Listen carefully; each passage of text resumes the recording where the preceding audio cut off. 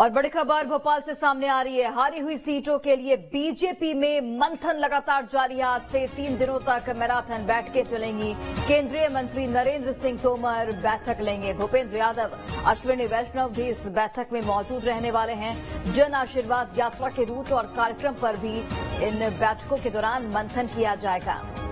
तो भोपाल से बड़ी खबर, बड़ी जानकारी आप तक पहुंचा रहे हैं। हारी हुई सीटों पर अब बीजेपी की नजर है। बीजेपी में मंथन लगातार जारी है।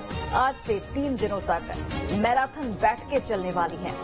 केंद्रीय मंत्री नरेंद्र सिंह तोमर इन बैठकों की अध्यक्षता करने वाले हैं। इस बैठक में भूपेंद्र यादव, अश्विनी वैष्णव भी मौजूद रहेंगे। इसके साथ ही जन आशीर्वाद यात्रा के रूट और कार्यक्रम पर भी इन बैठकों में मंथन किया जाएगा। और चलिए सहयोगी नीलम फोन लाइन पर जुड़ गई है। नीलम, हारी हुई सीटों पर बीजेपी का अब फोकस और 3 दिन तक लगातार बैठकों का दौर जारी रहेगा। बीजेपी की कोशिश यही कि जो सीटों पर जिन सीटों पर उनकी स्थिति कमजोर है, उन सीटों पर जो पकड़ है उसको मजबूत किया जाए।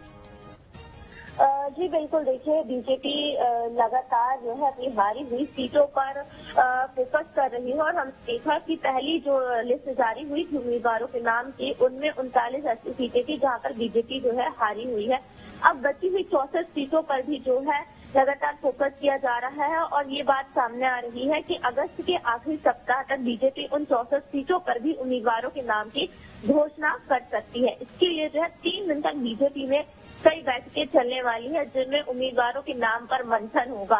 साथ ही ये भी देखा जाएगा कि कौन कौन से ऐसे और भी बड़े चेहरे यहाँ से इन हारी हुई सीटों से उतारे जा सकते हैं, ताकि चुनाव में बीजेपी को उसका फायदा मिले और कमजोर स्थिति वाली या फिर हारी हुई सीटों पर बीजेपी अपनी पकड़ मजबूत कर सके, अपनी जीत दर्ज कर सके। इन बैठक में अगर हम बात करें तो चुनाव समिति के संयोजक नरेंद्र सिंह तोमर, केंद्रीय मंत्री और मध्य प्रदेश के चुनाव प्रभारी भूपेंद्र यादव, सह प्रभारी अश्विनी वैष्णव जो है शामिल होंगे। और 3 दिन तक लगातार मैराथन बैठकों का दौर जारी होगा। इन बैठकों के बाद जो है एक संभावित सूची तय की जाएगी, जिन्हें केंद्रीय समिति के पास भेजा जाएगा। और केंद्रीय समिति की अंतिम मोहर के बाद जो है अगस्त के आखिरी तक जो है दूसरी लिस्ट भी बीजेपी की तरफ से जारी हो जाएगी।